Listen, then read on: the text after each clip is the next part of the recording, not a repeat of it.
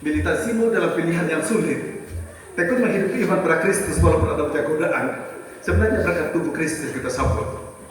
Kalau berkat Dia yang berubah hidup saya, maka saya setia berkat Kristus.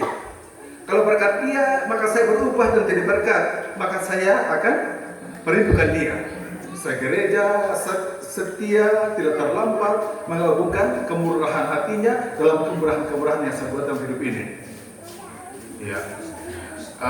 Kemarin itu kami punya anak persekutuan 21 mahasiswa, dia baru ujian teknik, dia cerita Romo 10 tahun, bukan 10 semester saya punya skripsi ditolak ulang kali.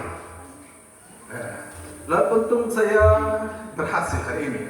Dia anak Eva, namanya Kristo Amputis. Iya. Tapi dia cerita, saya bilang, kau beri kesaksian dulu. Dia bilang, saya berhasil berkat ini dua teman-teman, Romo kadang-kadang, oke. Iya. Tapi dia bilang, saya setia pada komitmen, serta aku sudah punya pacar belum? Untuk itu Romo bukan kurang laris, dia ganteng memang. Tapi saya tinggalkan sebab banyak wanita yang cantik menghidang saya. Iya. Ada pantun bilang apa? Pantun. Berakit-rakit ke hulu, berenang-renang ke tepian. Mantan-mantanku sudah ke penghulu, tapi aku masih sendirian. Kenapa demikian? Dia ingat tasat orang tua kan dia. Dia ingat bahwa dia datang di sini Kupang bukan benar-benar pesona. Lalu kau hancur-hancur seperti orang hancur kan dia. Ada yang kuliahnya tidak selesai karena putus cinta di tengah jalan, di pinggir jalan, dan dikali di lima. Iya. Cinta ditawarkan pagi, cinta yang sama juga yang esok membuat dia hancur dan remuk-remuk. Tapi banyak orang kadang-kadang tidak nampak berkat Kristus yang disambut, itu perubahan yang besar dalam hidup. Maka saya sengaja angkat ini supaya anak-anak sekalian, kalau engkau berlomba-lomba menyambut Tuhan Yesus hari ini, katakan pada diri, Tuhan saya manusia biasa. Orang tua saya juga bukan surga. Rumah kami punya kekurangan dan masalah. Tapi sebagai engkau yang saya terima hari ini, membuat saya jadi berkat, membuat saya hidup saya baik, membuat saya setia pada hal yang mulia. Dunia menawarkan banyak kebenaran, tapi berkat tubuh Kristus yang disambut, aku punya kesanggupan beri kesaksian. Satu, ada ilustrasi. Saya hanya mau cek, apakah Bapak Ibu itu tahu betul bahwa Yesus yang kau sambut ini dalam rumah hosti benar-benar tubuh Kristus. Ada satu ilustrasi ini mungkin baik untuk menambah sedikit permainan logika, tapi bisa membantu kita untuk lebih mengerti, menghormati Yesus. Pada suatu ketika seorang Muslim datang menghadap uskup di Smyrna. Smyrna itu di mana jabatannya saya? Anggap saja di Binoku ke atas, di Pukono ke atas. Ya. Orang Islam itu tanya, uskup, kamu katakan Ekaristi itu Yesus memberikan tubuh dan darahnya. Saya mau tanya, bagaimana mungkin hosti dan anggur itu bisa berubah menjadi tubuh dan darah Kristus dalam Ekaristi? Ada banyak penjelasan teologi tentang itu. Tetapi ini penjelasan sederhana, tidak ada buat teologinya, tetapi bisa dimengerti dengan akal sehat. Uskup berkata, begini saudara, ketika engkau lahir, engkau belum besar dan gemuk seperti sekarang, bagian gemuk pas ini, ya. Apa yang kau makan dan minum berubah menjadi darah dan daging. Itu adalah mukjizat. Mukjizat itu Bapak Ibu. Tandakah nanti ibu nona-nona kan ada pesta sama lalu, saya punya lengan kurang keras. Saya makan daging ini 5 piring untuk kesekian naik lengan. Tidak ada kan? Iya. Tapi pada berubah jadi kekuatan, tubuh tambah cantik, kulit tambah halus, glowing gitu, glowing. Itu kan mukjizat kan ya.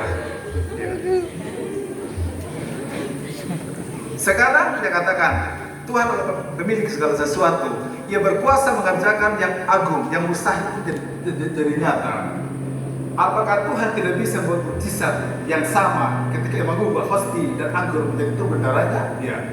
Kalau makanan ini bisa berubah secara natural, apalagi dia menciptakan segala sesuatu, dia bisa berubah.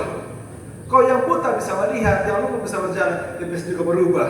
Tubuh Kristus, roti ini menjadi tubuh dan darahnya. Dalam katekesi terbaru saya jelaskan kapan perubahan terjadi ketika imam konsekrasi dan syukur agung, ketika pastor berkata, makanlah Bukan, inilah tubuhku, makanlah kamu semua. Ada sekalian, ketika aku diangkat, itulah perubahan saat itu. Pada saat itu juga ada sekalian umat dalam keyakinan gereja, dalam gereja, hosti itu sungguh-sungguh dari tubuh Kristus.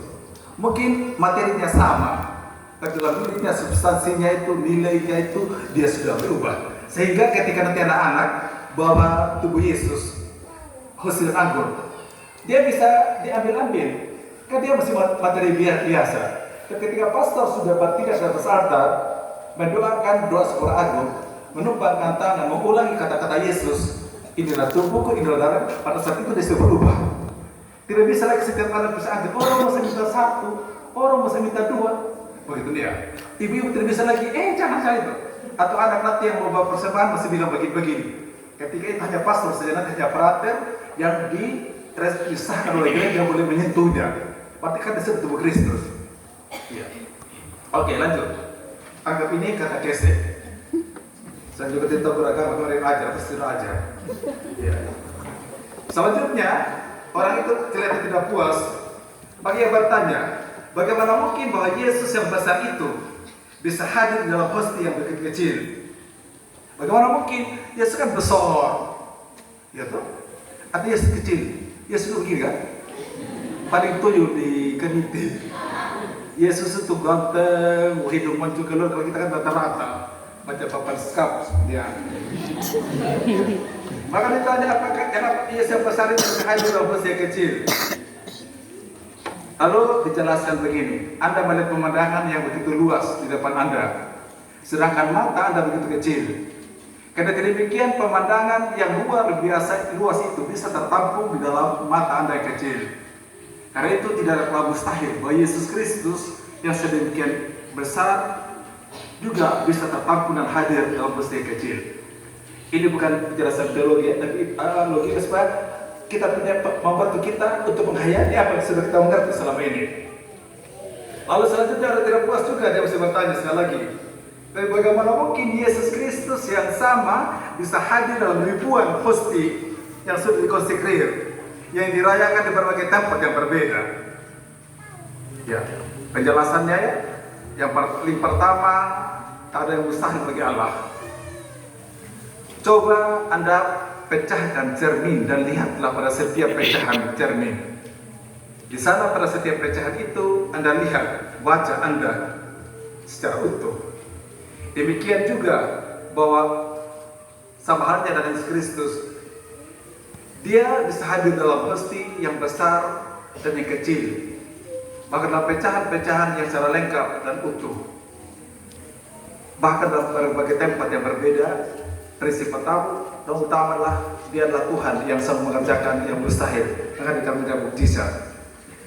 Penjelasan sederhana ini sedikit hanya mengajarkan kita bahwa apa yang Bapak Ibu sambut dalam Komuni Kudus, mau bisa di kaniti kah, di katedral kah, di misa dibahas Allah Yesus yang sama yang dihormati siang malam oleh para malaikat. Karena cinta yang besar Allah memasukkan diri, dikatakan dalam Injil. Dia menjadi miskin, tinggal di tengah-tengah kita. Maka wujud yang paling sederhana yang pandang, paling akrab dengan kita adalah jadi makanan. Makanan itu bentuk hosti tubuh Kristus. Bapak Ibu, percakapan ini sederhana, namun pesannya jelas bahwa Yesus itu hadir secara nyata dalam Ekaristi, supaya penghormatan kita kepada Tuhan itu luar biasa. Kau masuk gereja yang ada tabernakelnya berlutut sama sujud, karena di situ Yesus yang sungguh-sungguh hadir di situ. Yesus yang disembah siang malam pada malam mereka di surga adalah Yesus yang sama yang kita sembah, yang kita santap waktu bisa dibahas di mana-mana. Jangan bilang begini, waktu saya sambut di katedral, saya hormat sekali. Karena di katedral Yesusnya lebih wow, kata dia. Kami di sini,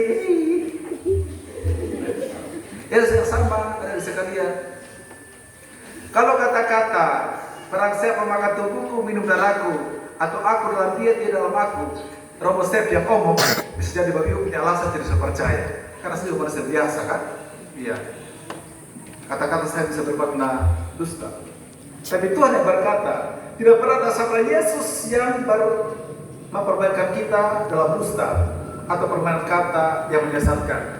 Setiap sabda yang keluar dari Yesus adalah hidup. Setiap sabda yang keluar dari Yesus adalah berkat Allah. Setiap sabda yang keluar dari Yesus adalah kebenaran.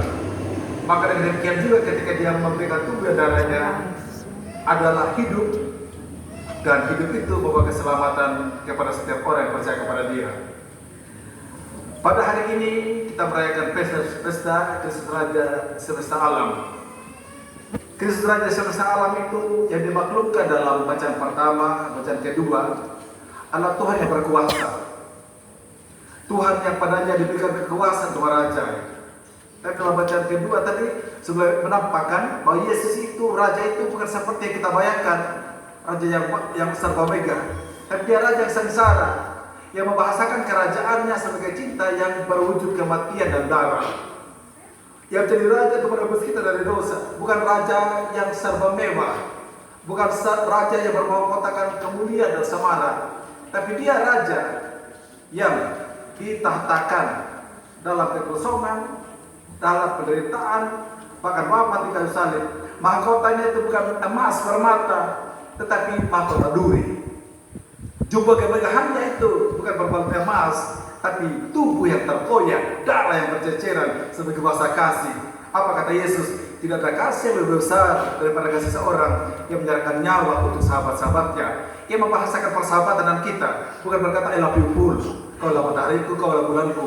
Dia bilang, kamu adalah sahabatku, karena saya memberikan tubuh dan darah untuk kamu hidup. Soal hidup yang kau miliki harus berujung pada kemuliaan kekal. Apa harapan Yesus? Setiap orang yang makan tubuhku dan minum darahku tinggal bersama dengan aku. Aku beri kepada Bapa menyiapkan tempat bagi kamu, kata Yesus. Jadi wujud paling kuat atau paling luar biasa dengan memberikan tubuh dan darahnya sebagai raja yang memastikan keselamatan kekal kita di surga. Bapak Ibu, anak-anak sekalian, mau masuk surga tidak? Mau. Surga itu di mana? Surga itu ada ketika kita sanggup mengimani Tuhan dengan sungguh-sungguh, ketika sanggup mengaktualkan kata-katanya, sabdanya, kebenaran, hidupnya dalam hidup kita setiap hari. Ketika orang membawa hal-hal itu, kemana dia pergi? Ada damai sejahtera. Kemana dia pergi? Dia mengenal kita Tuhan. Kemana dia pergi? Dia diterima karena damai dan sukacita di bawahnya tidak pernah berubah. Orang menjadi jahat, tapi menjadikan orang semakin baik. Sudah terkasih, dalam Ekaristi, khususnya pada saat menyambut darah Kristus, saya mengajak khususnya para calon komuni pertama untuk menemukan makna cinta Tuhan yang paling besar. Ekaristi dikatakan adalah pesta cinta. Di sana kita bertemu dengan Tuhan yang wafat. Di sana kita bertemu dengan hati Tuhan yang berbelas kasih. Makanlah, minumlah. Inilah tubuhku, inilah darahku. Barang siapa makan tubuhku, minum darahku, yang memperoleh hidup, tidak akan kubinasakan. Dia akan kubangkitkan pada akhir zaman. Maka sebagai kita yang setia menyambut tubuh Kristus, mengambil bagian dalam misteri agung cinta Kristus, selalu menjadi orang yang sanggup membawa dia kemana saja, membawa kelembutan hatinya, kemurahan hatinya, kebaikan hatinya kepada siapa saja. Orang beriman itu Bapak Ibu, kalau dia sanggup menampilkan kemurahan hati Allah, menampilkan sisi terbaik dari Yesus, kerendahan hatinya, belas kasihannya, atau apa sajalah. Tentang itu, Santo Cyrillus berkata, dia yang menerima tubuh dan darah Kristus bersatu dengan dia, sehingga dia ditemukan di dalam Kristus dan Kristus ditemukan di dalam dia. Mari kita cek-cek selama ini, Bapak Mama, orang tua, siapa saja yang sudah setia di gereja sama tubuh Yesus. Apakah anak berkata, oh puji Tuhan, sembah petir sekolah mah, tapi jago dia. Jago apa? Cinta kasih. Jago berhati. Tidak pernah tangannya melayang menempelin mama. Walaupun tetangga sebelah ada satu mama Romo masih muda, tapi air mata full. Setiap hari nyanyi, lihatlah tanda merah di pipi bekas tampar tanganmu. Dan itu sadar pukul, bukan itu tukang kredit, bukan itu yang tagih utang, tapi suami. Jahat Romo, jahat Romo. Apakah itu orang? Mereka adalah cinta Kristus. Kalau tangannya menghajar, dia menjadi eskavator untuk menghadirkan penderitaan dari mata banyak orang. Ada kemarin yang berkata begini, Romo tolong doakan saya Romo, tolong doakan. Menangis. Laki-laki loh, barang besar dari Jawa. Iya, saya bertemukan laki-laki itu otot apa ya? Biasanya kita laki-laki otot kawat, tak? Biar makan nasi otot kawat. Itu metabolisme yang mengagumkan. Menangis. Ternyata mereka kenapa? Karena perempuan mengkhianatinya. Saya bilang perempuan tua di sini, saya bilang, Romo, ini brimob semua lari. Ya, itu penderitaan. Romo, saya sakit hati karena dia meninggalkan saya. Coba saya kasihkan dia masih baik. Oh, saya bilang bodoh. Salah itu. Kau kasihkan dia kasihkan kau sama-sama jahat, saya bilang. Tapi kalau dia pun sekarang sampai orang yang minta berkat kepada saya bilang, satu saya bilang, karena kamu berdosa, sabar dulu. Kau sembuh dulu luka hati. Kau doakan dia, kau novena, saya bilang. Mohon kerahiman Tuhan supaya perempuan itu diselamatkan. Kalau kita kan sumpah setelah perempuan kita diri, kau jalan di hutan, dia makan tikus, kau jalan di kanan, dia makan buaya, kau jalan di jalan raya, kau tabrak, itu kan sumpah syarat kan? Sambil menangis, itu manusia tidak arus. Tapi Tuhan berkata, ampunilah mereka yang menyakiti hati kamu. Dari mana ada ini mampu mengampuni, walaupun hati kita luka? Bagaimana menghadirkan kerahiman dan kasih Tuhan yang berbelas kasih walaupun mereka dihina dari tubuh Kristus yang ditinggalkan dikhianati para rasul. Kalau Yesus ibu balas dendam, Petrus tidak jadi santo. Para murid yang mengkhianati dia tidak sadar kudus pun. Tapi mereka mengkhianati Tuhan, meninggalkan Tuhan. Bahkan di salib pernyataan kita yang paling agung apa? Ketika penjahat yang sambil Tuhan, kalau kau gini, kau kasih turun kita sekarang. Bilang kau hebat. Tapi yang satu itu apa? Tutup mulut. Kita ini layak menderita karena dosa. Kita penjahat memang. Tapi dia yang satu ini kudus. Karena manusia punya dosa mengenai bertobat. Tuhan Yesus, dikatakan aku. Bila engkau masuk ke dalam. Apa kata Yesus? Penjahat tahu diri, pasti cari muka. Tidak ada. Kata Yesus itu, doa untuk doa yang paling singkat itu hanya berkata, hari ini juga. Engkau akan bersama aku dalam berdaus. Berapa banyak damai hati yang luka kita sembuhkan. Kalau kita berakar pada tubuh Yesus untuk menghadirkan kerahiman, pengampunan. Dunia kita berluka, tetangga sebelah bermusuhan, sakit hati di rumah. Walaupun makan satu rumah, tapi yang satu makan sebelah selatan, yang satu sebelah utara, yang satu makan paha ayam, yang satu kepala. Tidak ada keadilan, karena ingat diri, karena susah berakar pada Yesus yang berhati. Kita berdoa dalam perayaan kasih agar anak-anak kita yang merayakan komuni pertama, mereka setia beribadah pada Kristus. Bukan sekedar setia setelah muka, tapi setia berakar pada Yesus, hidup berubah. Rumah tangga itu mungkin miskin, melara, penuh penderitaan, penuh masalah. Bukan orang suci ke sana, tapi ketika satu anak membawa Yesus yang punya daya ilahi untuk merubah, menghadirkan damai, hidup berubah. Perubahan tidak satu tubuh Jokowi datang di Kediti. Tapi kalau orang yang masing-masing menyambut tubuh Yesus, sungguh-sungguh pulang, tubuhmu, darahmu benar bermakanan. Karena apa kau katakan, barang siapa makan tubuhku, minum darahku, aku tinggal dalam dia, di dalam aku, Tuhan kami pergi sana ke rumah. Menghadapi hidup yang tidak mudah. Semoga dan engkau yang menguatkan kami, menjadikan kami berkat. Kalau itu jadi alasan Bapak Ibu berdoa, beribadah, merayakan Kristi, itu ibadah yang benar. Yang paling terakhir, setiap anak-anak yang menyebut Yesus, dia menjadi pembawa kebaikan dan kebenaran. Saya pakai cerita sebagai penutup. Saya dulu kalau ada pasangan berkat nikah, Romo ketemu. Setelah berkat nikah 7 bulan lalu, 7 bulan lalu contoh ya. Bulan ke-8 ketemu. Bapak Romo, kenapa kau pengantin baru? Saya tidak normal lagi. Maksudnya perut saya mulai naik. Maksudnya ada gangguan di rahim. Maksudnya mulai ada pertumbuhan kehidupan. Maksudnya mulai hamil. Ya langsung saya bilang, kenapa kita buta? Ya. Romo, mohon doa Romo supaya dia bertumbuh dengan baik. Terus apa lagi? Supaya jangan seperti di sebelah itu bapak pecah penjudi. Makanya biasanya kalau pasangan itu dia pesan nama Romo, nanti pesan nama Romo ya. Maksudmu kalau laki-laki nama Stefanus Cira. Masih bilang tidak, saya bilang. Kalau laki-laki kasih nama Seselino. Kalau wanita apa? Saya bilang Natasha. Itu Natasha warga Rusia, Twitternya saya tidak omongin tapi sekarang Seselino. Kisah tentang Seselino adalah seperti ini. Setelah komuni pertama pesta pora di sebuah paroki di desa, heboh di paroki.